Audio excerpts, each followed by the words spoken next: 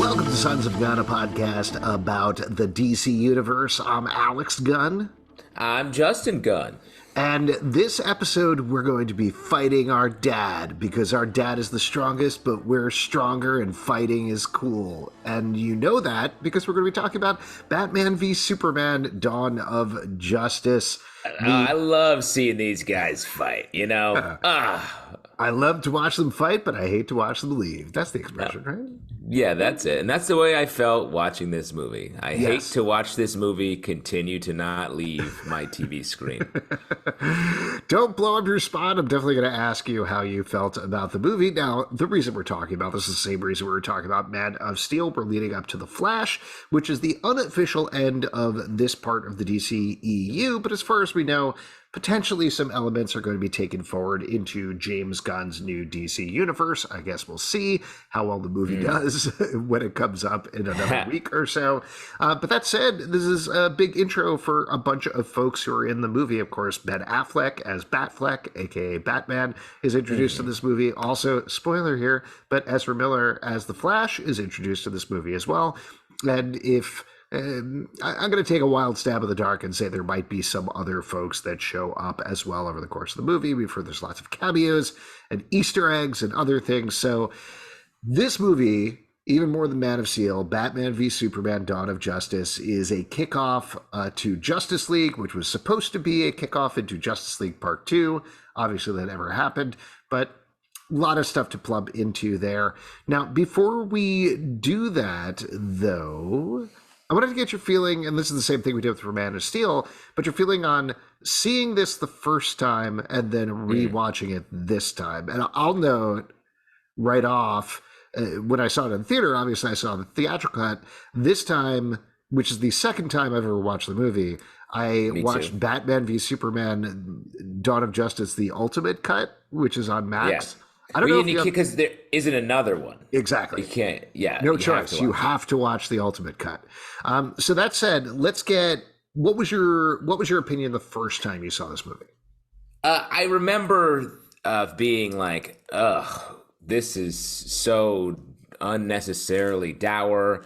These characters are supposed to be at least a little more fun," and I just thought that the way it all came together in the last third was messy. I remember thinking and wishing, still having the bad taste in my mouth coming off of Man of Steel, of like, God, Superman, he's a little bit better in this because you get to see some emotion at a couple points, but just being like, this is such a not fun version of all these characters. And then apparently I deleted every single memory of this movie because watching this, I was like, I got fresh eyes on this. I couldn't, if someone asked me to describe the plot of this movie before I rewatched it, I would have had absolutely zero idea. I would have remembered fighting between them. I didn't even remember Doomsday. I truly erased this from my mind. Yeah. My main reaction, I remember very clearly coming out of this movie is, and I mentioned this in the Man of Steel podcast, I was still very livid over Man of Steel, over the plot choices there. I was very upset.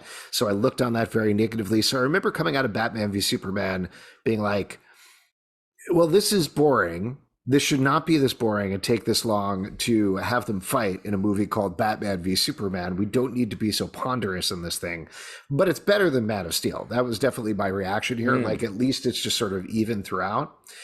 To jump into the next part of the criticism, watch this again, and maybe this was a function of watching the Ultimate Cut, which is another 31 minutes long.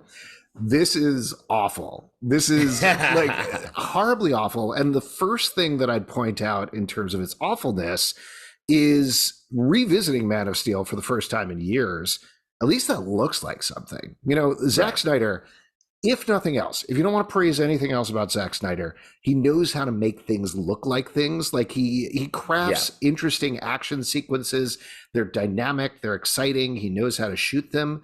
This is a huge step down from Man of Steel. It is, maybe it's the function of him trying to channel Gotham City and Batman at the same time as Superman and Metropolis, and he just hit this dead center.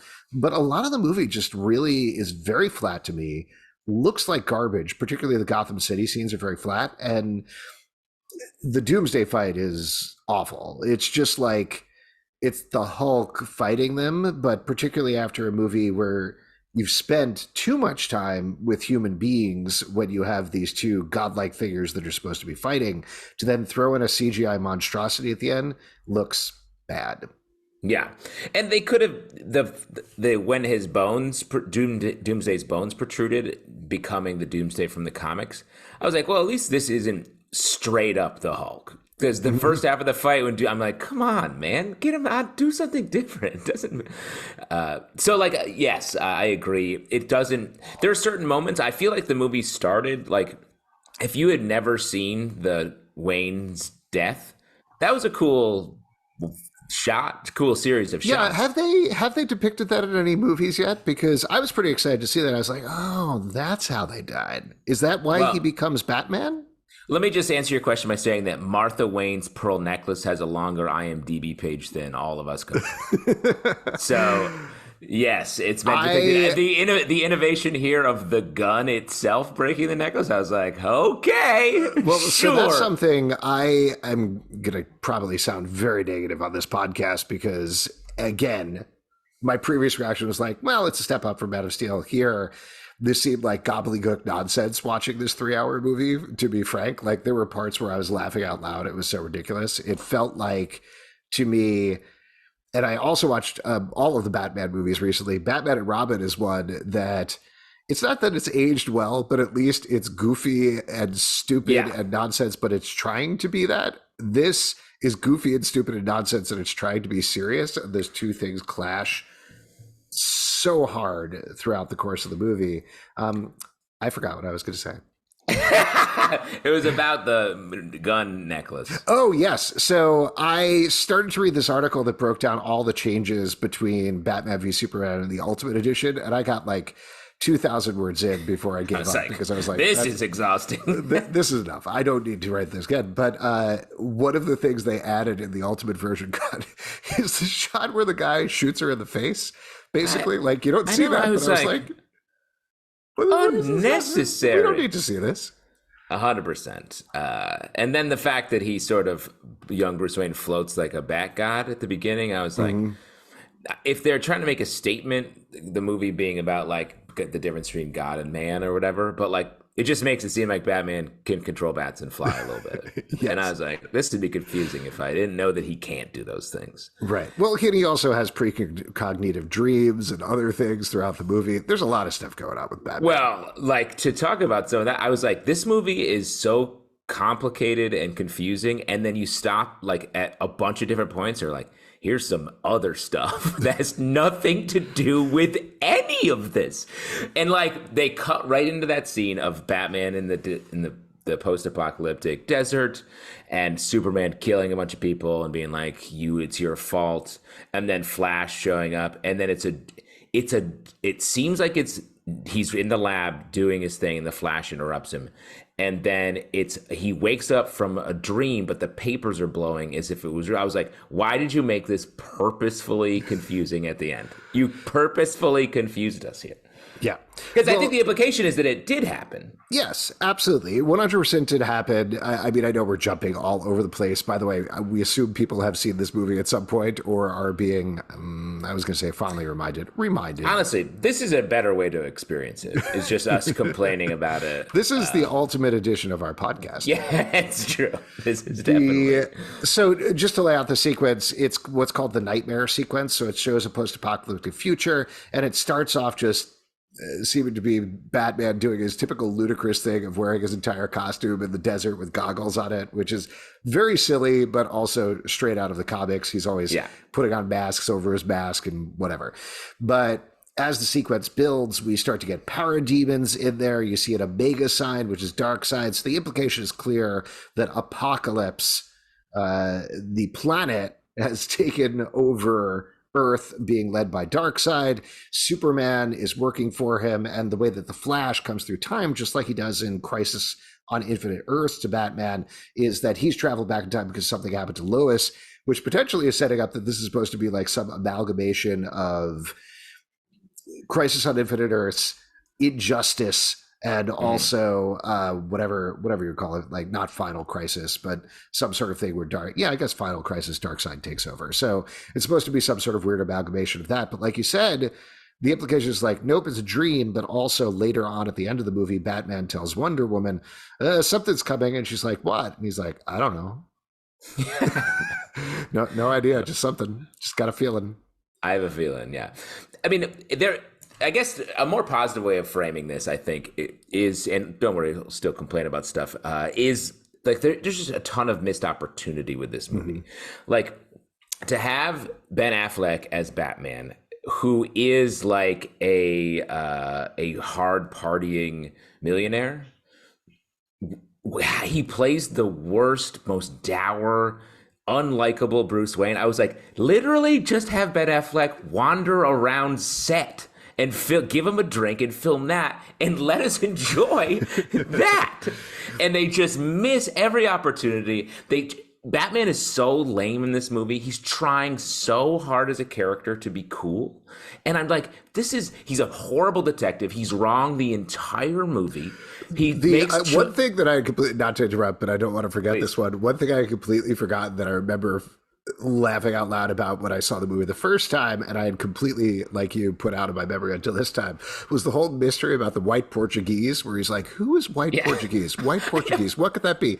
And then it turns out to be the name of a boat, an easily Googleable thing. I was like, Google that shit, dude. It's so stupid. Yeah. And he's fooled the whole time. He makes the whole, I mean, this is the biggest, and this is the thing I did remember, is the Martha thing. Mm-hmm. And it's so dumb. I could see that sounding cool in a room. You're like figuring out with the other writers. You're like, oh, did you know this? That their moms are named Martha. And it's like, has anyone ever done that before? No. Holy shit, we got to do this Martha thing. But it's the same. And so like you fall in love with an idea, you put it in. Fine. But like, it's like being like, hey, my dad loves hats. What'd you say? Hats? My dad wore a hat. And that's the moment of the movie. That's the entire plot hinges on that. It's 100% also, and I had forgotten how hardcore it was, because everybody, including myself, including all of us, has made fun of that Martha scene where they were like, save Martha, for years at this point. First of all, I'd forgotten how long it went on, but I had also forgotten that it's basically the stepbrothers, I think we just became best friends sequence, where they're fighting on the lawn and then they realize that they like each other because they have similar things, and they're best friends after that. Because like the next scene, literally Batman is telling his mom, he's like, I'm a friend of your son. And I was like, you were trying to kill him with a kryptonite spear 5 minutes ago. 5 minutes. And on the Superman side, he's like, wow, you almost killed me. I'm going to entrust you with saving my mom while I fuck around for 20 minutes and then show up at Lex Luthor's to fight with him. I was like... So let's talk about this fight like in a whole, because I do think... Let's go to a hole and talk about the fight. I feel like I'm in a hole when I was absolutely watching do, emotionally. There is something in terms of the framing, which I had forgotten about, that makes no sense, and it feels like it came through rewrites. But the initial instinct of Superman when he's presented with this choice by Lex Luthor has kidnapped his mother, is like, I'm going to kill your mom in an hour unless you kill Batman.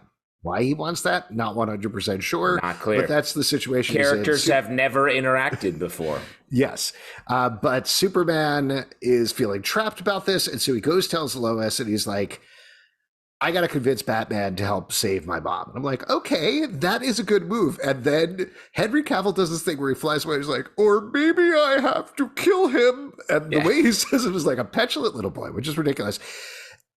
The way you do this thing is Superman is defensive the entire time. You know, Batman is on the offense, and Superman is not actually getting pissed off, which is what happens here. And he's like, listen to me, and then throws Batman through a wall, which is nonsense. Absolute nonsense. Like, it's nonsense when like Wolverine does it, or another character that's quote unquote gritty. But when Superman, the Beacon, who has enough power to let Batman throw everything at him and still try to talk to him, when he's like, I'll just throw him around for a little bit, I don't give a shit. It's just like, no, get out of here. Yeah.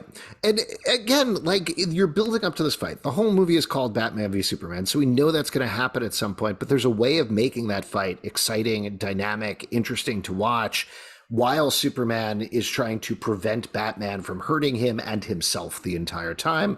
But that's clearly not what they wanted to do. This is two things I'll say about this. One, the bigger topic, and I'll say this quickly because this is the big thing that I was thinking about the entire time. These characters are unrecognizable as the characters they're supposed to be. So Superman doesn't act like Superman. Batman doesn't act like Batman. Lex Luthor acts like the Joker, not like Lex Luthor. The whole time. The entire time. It just seems like to come from this massive misunderstanding of the characters. But the other thing that I wanted to mention that I was thinking about watching this time through, there's been this long-standing conversation, particularly coming from the Zack Snyder fandom, based on the Man of Steel Zod neck stabbing thing, that it's like, oh, well, he's younger. We talked about this in the last podcast, but he's younger. He has to learn how not to kill.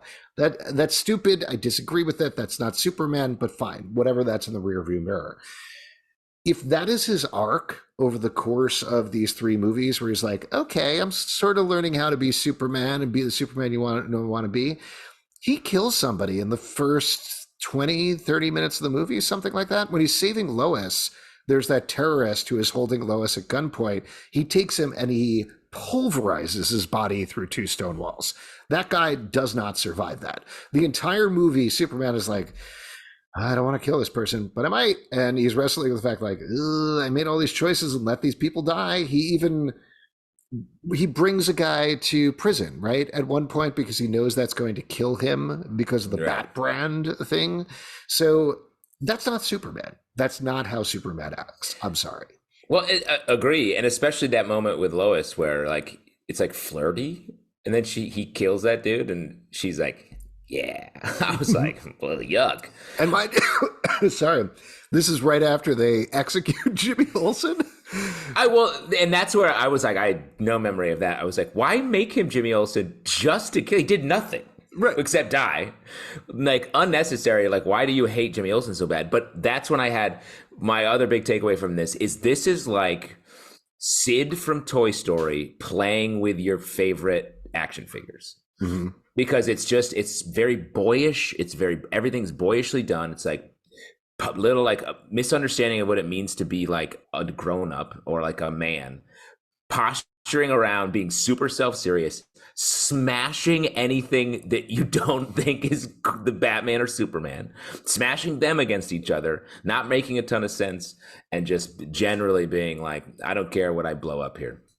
Well, and I think I'd add in, it's all of that, but Sid from Toy Story just found a philosophy book, like a philosophy 101 book for the first time, and he's like, what if angels were devils? What do you guys think about that? All of the conversations that people have throughout this movie about philosophy are gobbledygook nonsense, like trying to parse what they're trying to say there. This is not how human beings talk. Well, it's not how no one talks to each other. When Lex Luthor comes in, at least for a while, he's talking to people and is like engaging with them until he becomes a cartoon. But every other character is just talking past people, just like speaking. Perry White is doing bits, like shouting headlines. I was like, you're in the wrong movie, bro. Speaking as somebody who works in journalism, and mind you, I don't work like in a newsroom in a newspaper or anything like that. Perry White is offensive. Like, it is an offensive depiction of a newspaper editor. The way that he's constantly insulting Clark is gross and uncomfortable. Like, it's not even funny. Well, how many times have you called for a chopper to the roof for one of your... So I have a question about that moment, because I think the implication there, towards the end of the movie, Lois... and I'm forgetting the exact dialogue, but Lois knows that Superman is in trouble. He's being attacked by Batman. She's like, please, I need a chopper. And he's like, what? I'm going to give you a chopper? Come on. I'm not going to give you a chopper. And she's like, it's not for Superman. And Lawrence Fishburne gives this look where the implication seems to be that he knows that Clark is Superman, and that's maybe why he's been doing all this stuff. Did you get that as well? Or I mean, that's... The scene sort of points at that, but it doesn't make sense if that's true, because that's crazy. The idea that he knows when he's like, Clark, where's your story about this football game? You want to cover this lame story about the Dark Knight who kills people and brands them. Not interesting. Give me this football story about how Gotham lost or whatever. It's like, what are you talking about? So I know we're jumping all over the place here, but let me ask you another question, because I don't understand how Batman works in this world. Like, Superman's been around for 18 months at this point. We get to see the destruction of Metropolis from Bruce Wayne's perspective at the beginning of the movie. And Cool idea. Very cool idea. Very upsetting to watch. We talked about how the Zod fight is 1,000 9/11s of the last movie. That's definitely what they're riffing off of here. And More I so. do, more It's so. worse And I do think, that idea is kind of effective. Like, it's an interesting motivator for Batman to watch literally from the ground. Like, they shoot most of his scenes up, looking from far away at Superman and Zod fighting, these beams coming out. I don't know that we need the random father figure business guy that we've never met before who's dying in Wayne Tower. That's absolute nonsense, but the rest of it works, I think. Yeah, no, and it's a good motivator to make him suspicious of Superman, or just like, hey, this is probably, I know you maybe have good ideas, but this is a bad thing. Instead, the movie takes the wrong lessons from it and makes Batman another Lex in a way that is, then I don't like him, because Batman's a villain for most of the movie because he's not listening. He's not thinking. His detective work is trash. So he ends up being like a bad, like a Punisher sort of. Well, so in terms of the continuity of Batman, and I'm sure there's some lengthy explanation from Zack Snyder out there that I haven't necessarily read, or maybe it was in that Ultimate Edition explainer that I only read, I don't know, 1/100th of or something like that. But the implication is he's been operating for a very long time, right, in Gotham City. And this is the point, as soon as Superman's come out, that he's sort of veered into a place where, according to Alfred, it's too much. Like, he started to brand people. He started to become the people they fight. Alfred definitely keeps going back and forth in terms of like, you're the villain now versus like, no, you're the real hero here, which, mind you, that's movie Alfred. Alfred is always all over the place in terms of his lessons and stuff, so that's fine. Brassy. But at the same time, nobody seems to know that Batman exists, and Clark has never heard of Batman, and everybody in Metropolis is like, Batman, what are you talking about? It feels like if there was a Joker, there's Batman, there was definitely a Robin, because we see the Robin costume, and clearly Robin has been killed by the Joker or something like that. There's this whole history of Batman behind him, but still he's an urban myth. Is that the idea? Well, and isn't it the idea here is that all of the other movies happened, right?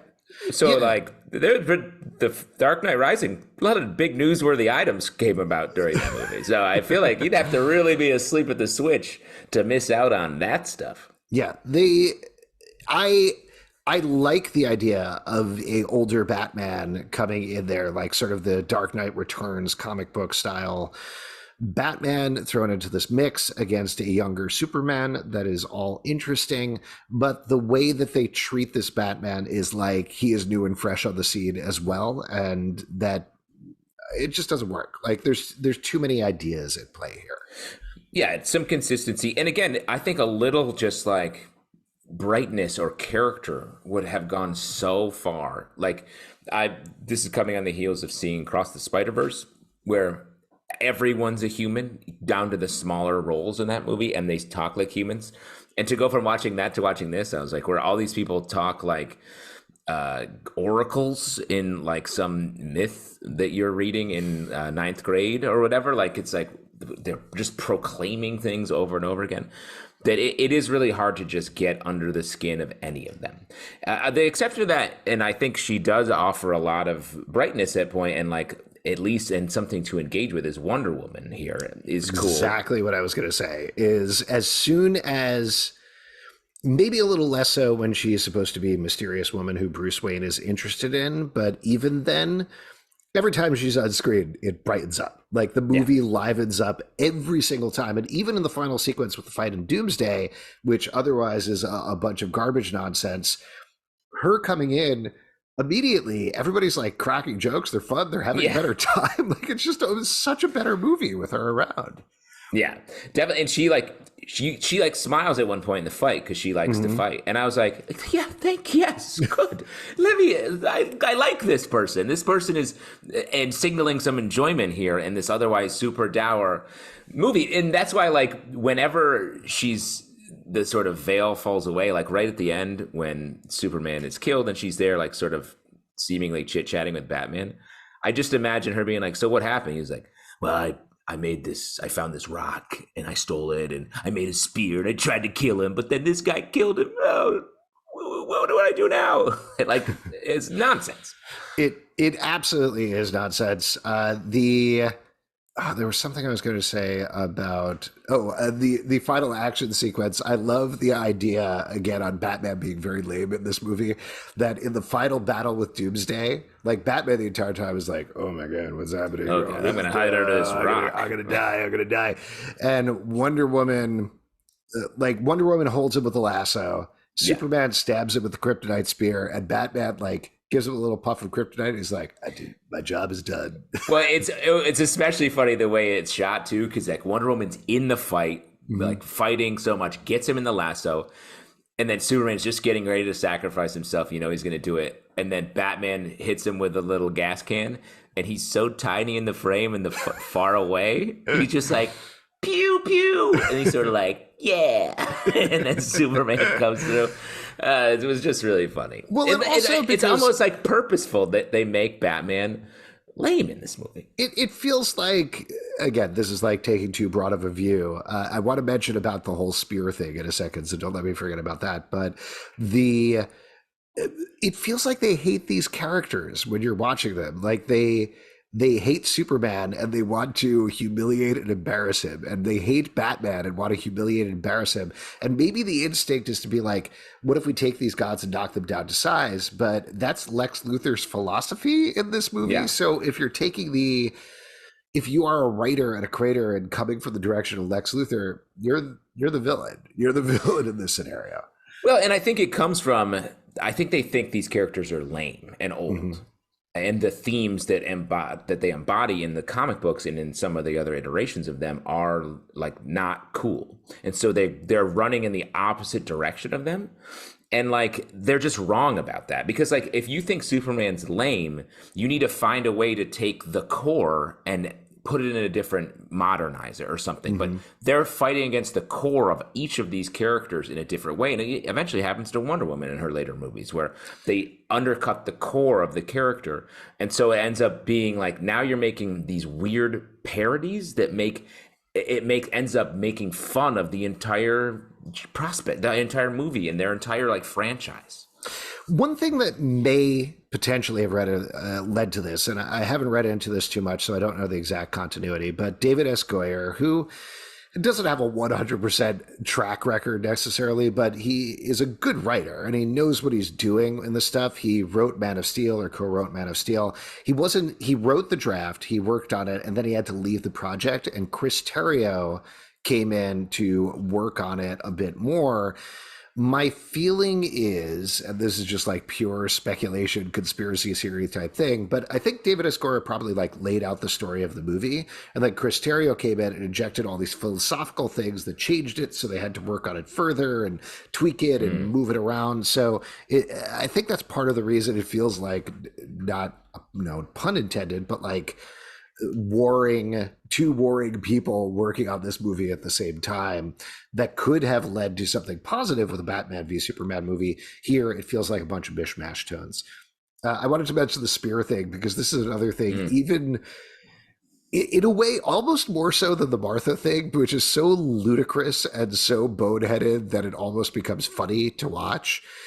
The whole business with the spear is insane to me, because Bruce attacks Clark with the spear. He gets stopped with the whole Martha thing, and then they leave to go. They literally walk out the door. They just leave. They leave Lois there in the middle of this abandoned warehouse, in the middle of like an abandoned island. And she's like, oh, this kryptonite spear is here. I should get rid of it. So she picks it up. She takes it, throws it into a random swimming pool that's hanging out there. Probably not a swimming pool, but it's like a water-filled staircase or something. Well, and I was like, it's very weird they just left her there. It's weird that she picks up the spear and sort of like, yip, yip, yo, like vamooses with it. Hmm. And then she throws it in the water. And I was like, oh, does Aquaman give them the spear? Again, I Yeah. forgot. I thought for sure it was an Aquaman thing because why else would she go to like throw it in the water? And then when it turned out what it was, I was like, oh, just to set up Well, this. the whole sequence of events is just moving the chess pieces around the board in a way that is absolute nonsense, and it doesn't feel like anything. Like there's no emotional heft to it. Where she throws the spear in, and then they realize they need the spear, so she immediately, I want to say 5-10 minutes later, goes back to gets the spear, jumps in the Well, water. and they don't communicate to her. She just gets the idea also that they need the Yes. spear, which I was like, come on. No. So she jumps in the water, and then the building collapses because they're fighting, because Doomsday is exploding with energy. And she gets trapped under the water. And then Clark, in the middle of the fight, hears Lois's distinctive banging. Bang, bang. Like, she's not even saying anything because she's under the water. He's just like, oh, that's how Lois bangs at stuff. I have to Lois go bangs. save her. Lois bangs. And Well, he goes we see Lois Bang earlier on in the movie in the bathtub, which is Very also true. underwater. So Oh, so it's a callback. It's a Callback. callback. Yes. By the way, that scene is also much longer in the Ultimate Edition. yeah, oh, definitely. I was watching it, and my kids walked in right then, and I was like, oh god, I can't. I don't remember this. I have to try this I out. got to tell you, I want to get back to the spear scene. Just very quickly about the spear scene, and then I'll mention about the tub scene. So then after that, she gets trapped. Superman goes to save her. And he's like, well, you can't get the spear because you're full of water. I'm going to go get the spear, even though it'll kill me.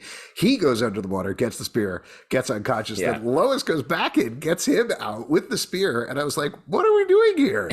Why? If she had never thrown this in the water at the beginning, like this is just so you can get Superman off the battlefield for a little while and have Superman and Lois have a moment, and that's it. And it's, again, I'm using this word a lot here, but it's nonsense when it happens. Yeah.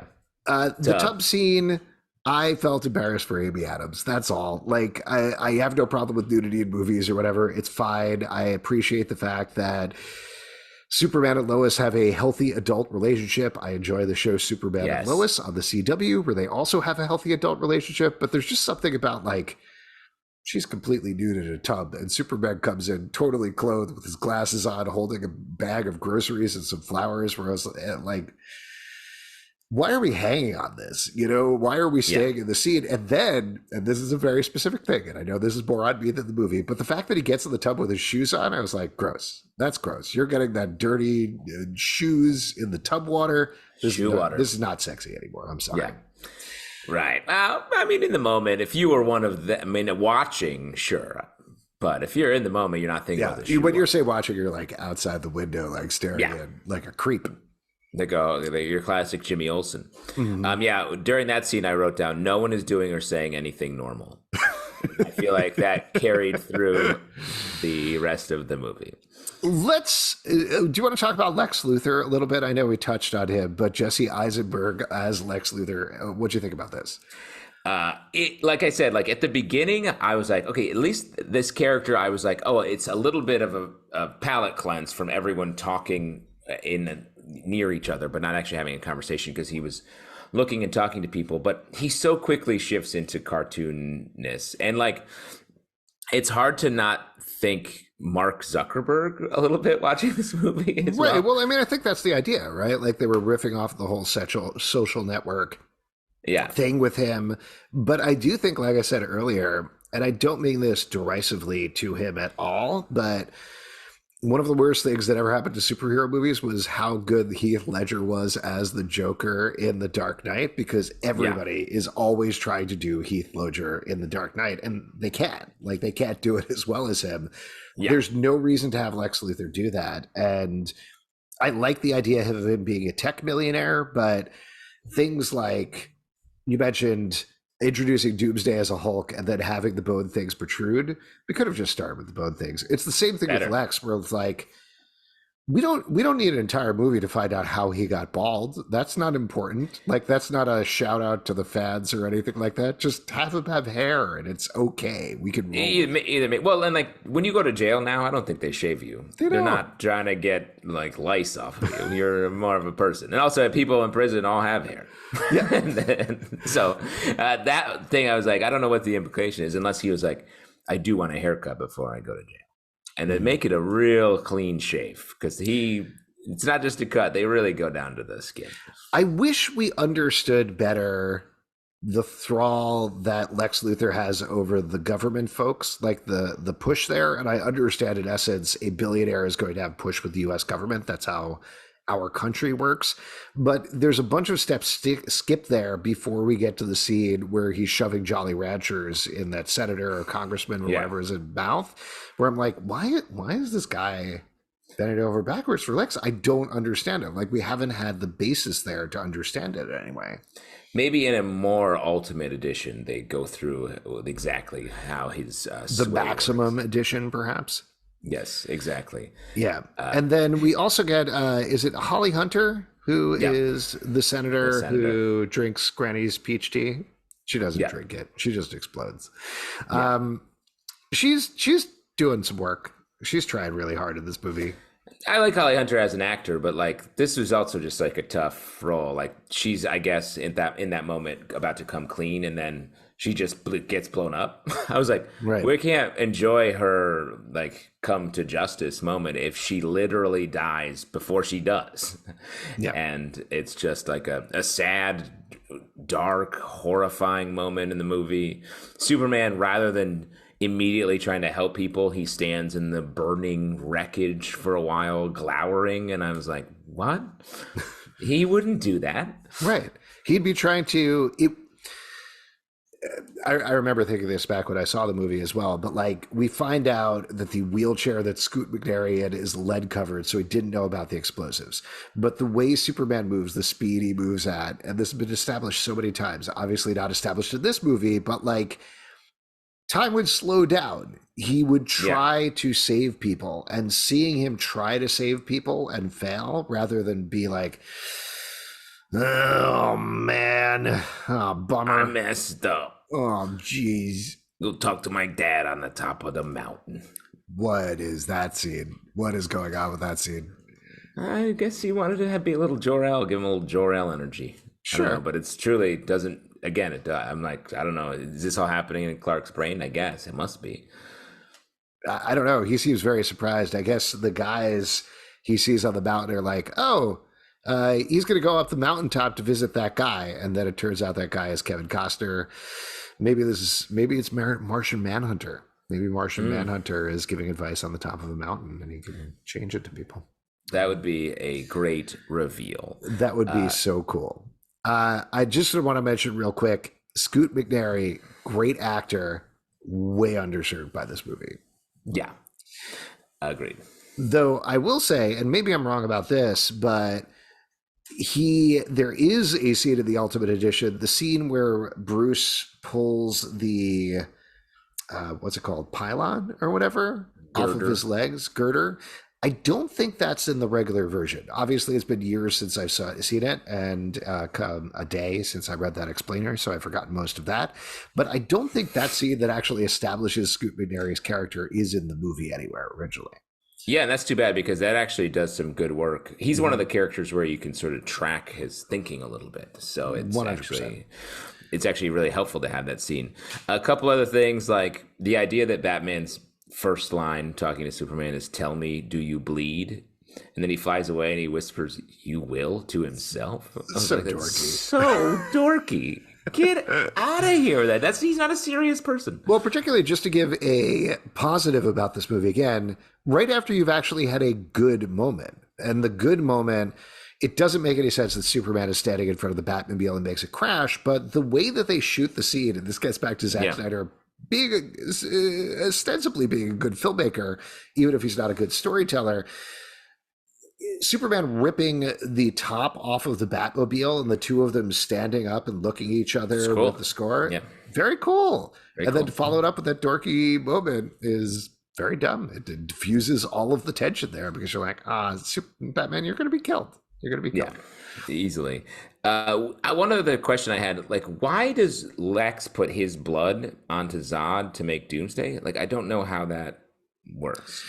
I don't know how he knows about it is the thing. So he goes into the Kryptonian ship, right? And Yeah. we've already established that he's a bibliophile because he was supporting the library. So when they tell him there's a big Kryptonian library in there, he's very excited. He loves it. Yeah. He's like, oh, great. He reads it up. I love a big library.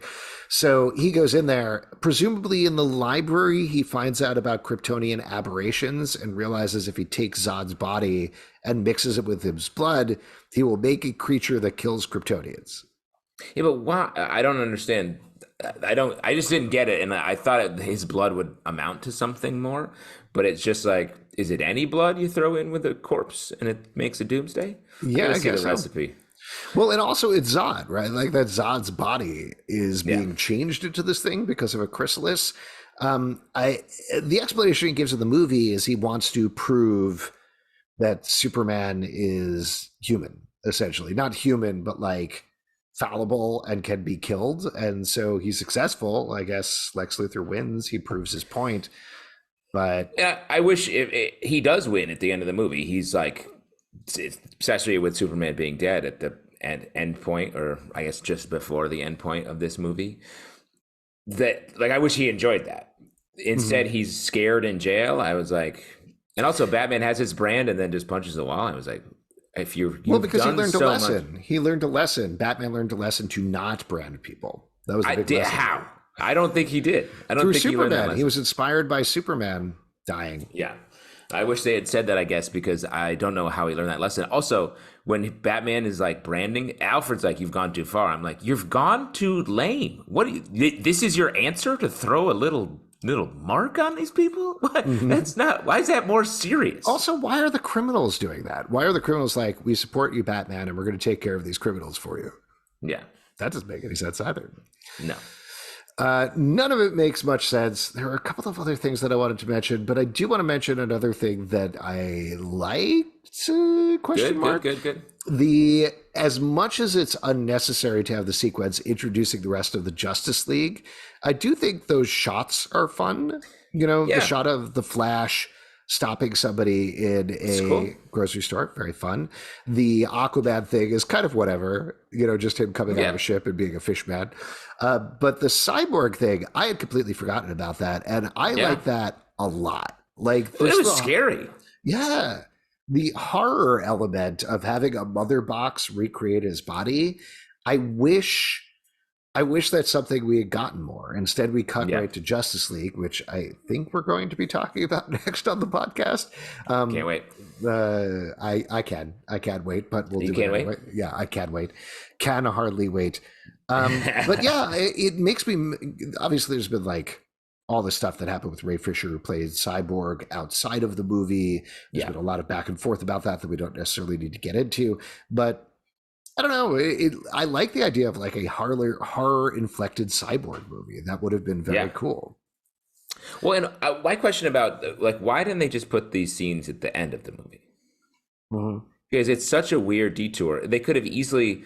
There's 20 full minutes of like, let's have a long funeral for Superman at the end of this movie. Maybe that's ultimate cut showing its extended head here, but like I feel like if they just cut away from some of that stuff to these scenes, that was like literally Dawn of Justice, and then cut back to that final moment where Superman's coffin shakes a little bit, then we got ourselves a Justice League. Mm-hmm. Instead, it's in the middle, and then the Superman thing at the end just makes me feel like you just killed him and you're undoing it for just to do it. Sorry, can I say real quick before I forget, if the coffin's a rockin', don't come a knockin'? Is that okay? Yeah.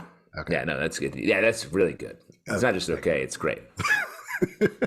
It's a classic coffin I agree with you. I mean, ostensibly, like the idea here is that Wonder Woman is looking for her picture, which is a digital file, so maybe she doesn't know how digital files work. Maybe she's an NFT person. NFT, yeah.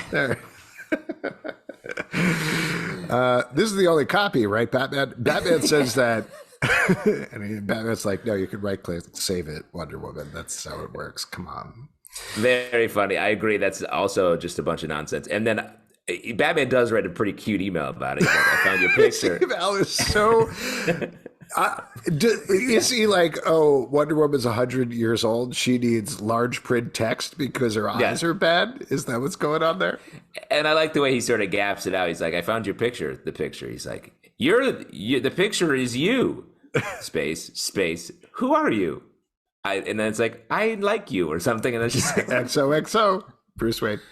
His subject line is boys can share too. Yeah. Which is so dumb. So very dumb. But she gets the picture back and then almost leaves on an airline. So, I mean, I guess they wanted to put it in that sequence. But I agree. Like, all of that stuff stops the movie dead. Like we talked about, the nightmare stuff stops the movie dead. It doesn't seem to connect to anything.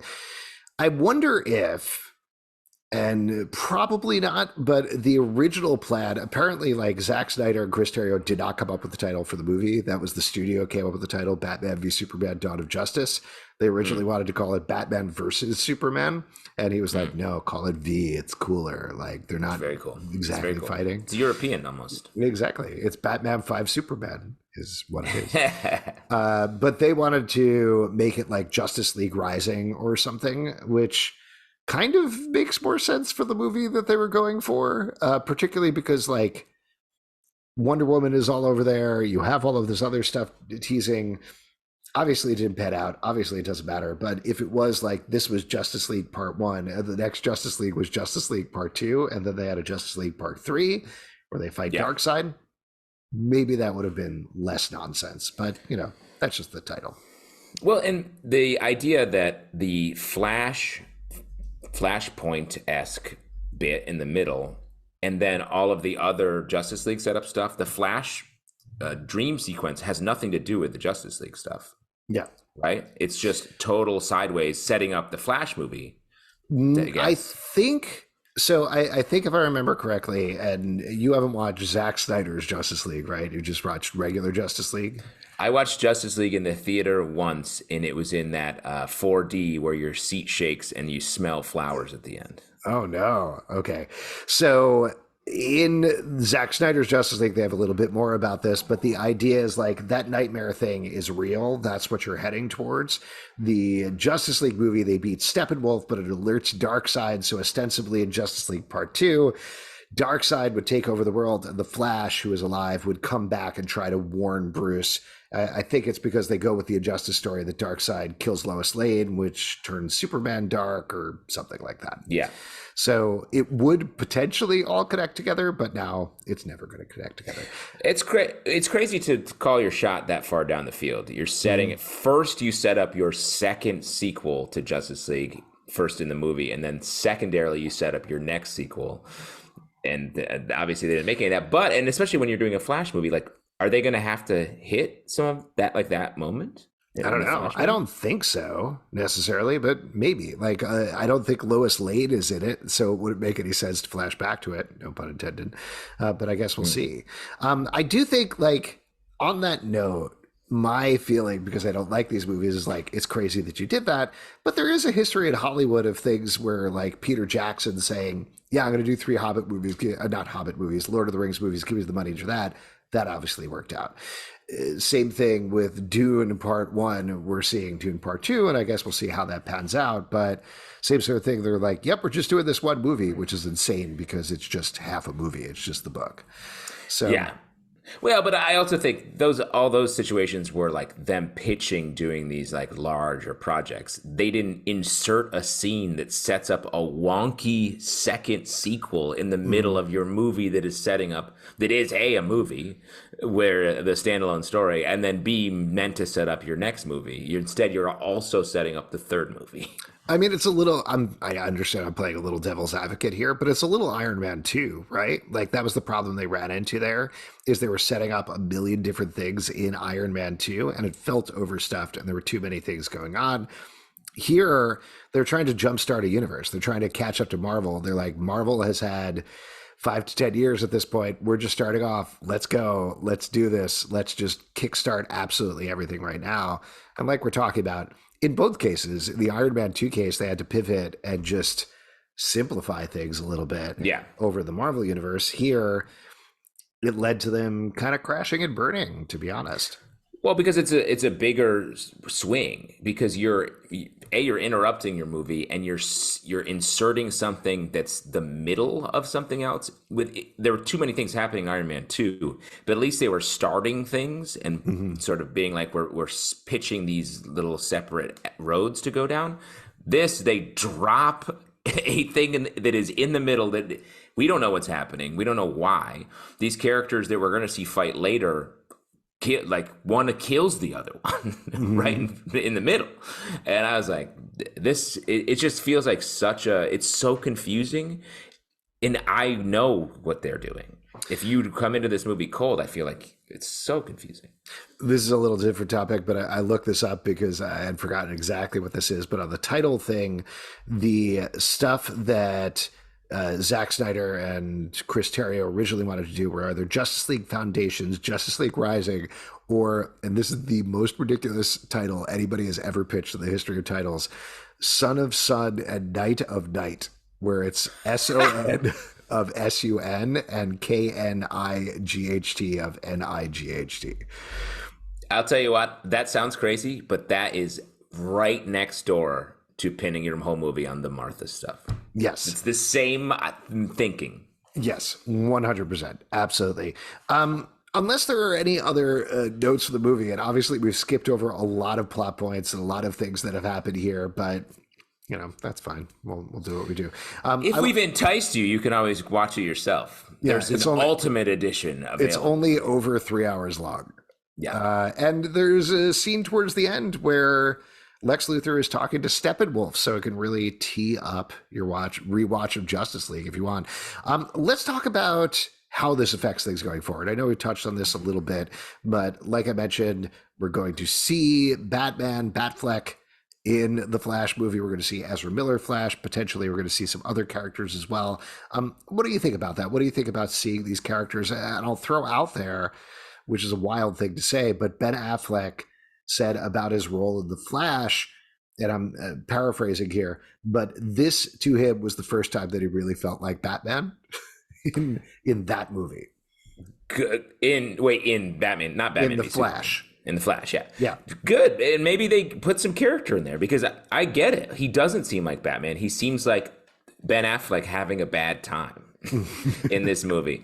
So like hopefully he gets to be a little bit more of a person and gets to have a little bit of energy and character to play with. I mean, what's interesting to me is the script for the Flash was probably conceived, at least structurally, or the general premise and plot, when this was all still happening. Mm-hmm. Then the movie went through probably many drafts and went into production and was shot sort of after it was like, well, I think a lot of this is over. So I'm curious what ghosts from this part of the DC universe are in this Flash movie and what sort of the present pre-James Gunn that they are establishing in this Flash movie that is also erased. So this movie has the potential to be 2 generations of these films behind. Yeah. And I thought it was a really good point that you brought up in terms of Ben Affleck being a party guy. Just let him do that. This is taking a big step back, but like the scene where he is pretending to be drunk when he's funny. That is funny and that is fun and that works. Like that is one of the only scenes that totally works with him. So I don't know if we need to see him be drunk and do that, but like, I don't know. I want him to work because clearly he cares about everything that he does. So I am hoping he doesn't work for me here. Spoiler, but he doesn't work for me in Justice League either. Like he's not Batman there either. I'd be very happy if he turns out to be Batman in the Flash. I think that would be very good for him, and I would certainly like to see it. So well, and it just strikes me like people keep missing this because of the dour darkness that all Batman movies in the modern era seem to have. But like the way that you show Batman's trauma and darkness is by showing the mask he puts on, the bright, positive, like goof that Bruce Wayne is. They knew that in Batman the Animated Series. That he wasn't drunk all the time, obviously, because it was a kid's show. But like he had personality and brightness to them, so that when he was in the suit and when he was facing down this darkness, it gave you something to compare it to. When he's awful all the time, it's like, yeah, I don't know. I don't like this. Either side of this is no fun. It's only when you can see them compared to each other, does the true pathos and the true character emerge. Yeah. The other thing that I'll throw out there that occurred to me when we were talking about this, we certainly talked about this before on the podcast, but no shade necessarily to Henry Cavill, but I think, like we're talking about, this is a team that just doesn't get Superman. And everything that James Gunn has talked about is he gets Superman, and he loves Superman more than anything. And I think you don't need to love every comic book character. There are some things that you could, hate or want to revamp or reinvent in some way, and that is okay. Like, reinvention is okay. But there are characters that at their core work the way that they do because that's how they're built, and Superman is one of those. And to me, obviously we'll see, proof is in the pudding when we actually see the movie, but to me, everything that James Gunn has said makes sense and works for Superman, and that makes me excited. They made these movies. I know there are people who love these movies, and that's absolutely fine. Love what you want to love, but I'm glad this version of Superman is being washed away. I'm bummed for Henry Cavill that he doesn't have a job, though I think he's going to be just fine. I think he'll be fine. He'll be all right. But whoever they're going to pick next as Superman, I think they're going to get it right. I don't know. I really hope so, but I think they're going to. Agreed. And on the Flash front, I just hope that this movie isn't trapped by all of the stuff that's set up in this movie, a lot of the Flash stuff in Justice League. I hope they have a free hand to make a movie. And it seems like the early reviews, I feel like we're slowly approaching the Flash and hearing more about it, are much less glowing than the way James Gunn and others have talked about it, but they're strongly in the middle. They're like, it's a good movie. It's not the best superhero movie of all time, but it's good. And like, that's much more encouraging to me. Mm-hmm. The Ezra Miller, one thing that I'll mention about that, it was very funny seeing the way they were not dressed, but like their face in this one, where it was just Ezra Miller with the kind of the dirt stash and scraggly hair and everything, rather than a little neatened up the way they are in Justice League and in the Flash movie. So that was funny, just in terms of clearly like, oh, we shot this in half a day, maybe. And also like Ezra's maybe dressed for another role, it just seems very quick. And like, well, we haven't thought about this yet, but yeah, it's fine. He can have long hair. They can have long hair in this situation. Yeah. So that's very funny. I guess we'll see. Yeah, like you're saying, I guess we'll see if they loop back to this at all. I do think, again, we're going to see other characters from this movie and other movies in the Flash movie. So that'll be interesting. All right, there we go. I guess that is our rewatch podcast for Batman v Superman. Thank you all for tuning in. Tuning in. We appreciate it. As mentioned, Pete wanted to skip this one, but he'll be back for Justice League, a movie that he's watched a bunch of times, is something that we found out. Well, and he said he's watching the long one. Yes, for this. So. Yeah. Ooh. I'll say, now, you know what? I'll say my thoughts because I have seen both versions. I haven't seen Justice is Gray, the version where it's Zack Snyder's Justice League, but in black and white for some inexplicable reason. Sick. Yeah, it's totally cool. This movie, very edgelord, by the way, the entire time. But we'll be talking about that next with Pete, so it'll be very interesting, a lively debate, I'm sure. If you would like to support this podcast and all the podcasts we do, patreon.com/Comic Book Club. Also, we do a live show every Tuesday night at 7 p.m. to Facebook and YouTube. Come hang out. We would love to chat with you about the DC Universe. Apple, Spotify, Stitcher, or the app of your choice to subscribe, listen, and follow the show at Comic Book Live on Twitter, Comic Book Club Live on Instagram and TikTok, comicbookclublive.com for this podcast and many more. Until next time, Dad, you're going to do a better job of this. Oh, Dad, I'm going to ask you, do you bleed? Because you might, you will, maybe you will. You will. You will. You hear me? Superman, can you hear me? I know you have I might have to kill him. I don't know.